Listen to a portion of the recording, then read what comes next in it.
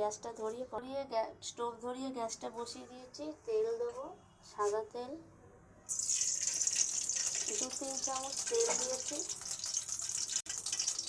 রসুন, গোটা রসুন দিয়ে দিলাম, ভেজে নেবো। পেঁয়াজ গোটা দিয়ে দিলাম, আধা করে কেটে নিয়েছি ছোটো ছোটো পেঁয়াজ। আদা কুচি করে নিয়ে ঢেলে দিলাম, কুচি করেছি, ভালো করে ভাজতে হবে। কুচি পেঁয়াজটা দিয়ে দেবো, মশলাগুলো এখানে ভেজে নেবো। মাংসটার মধ্যে দইটা দিয়ে দেবো, দইটা একটু মেখে নেবো।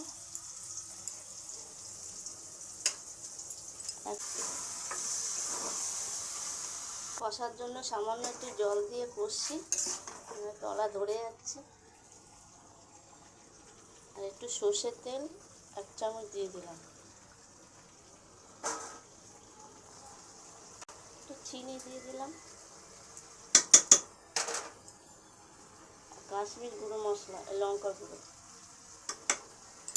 ভালো করে কষতে হবে, এরকম কষা হবে। তেল বেরিয়েছে, আমি মাংসগুলো কষে করে কিছুটা দিয়ে দিয়েছি প্রেসার কুকারে, সিদ্ধ দেবো। ঢেলে আমি বসিয়ে প্রেসারে সিদ্ধ দেবো। 5-6টা সিটি দিয়ে নামিয়ে দেবো। হয়ে গেল মটন কষা, কত সুন্দর হয়েছে দেখুন। প্রেসার কুকারে 6টা সিটি দিয়েছিলাম, তারপরে নামিয়ে দিয়ে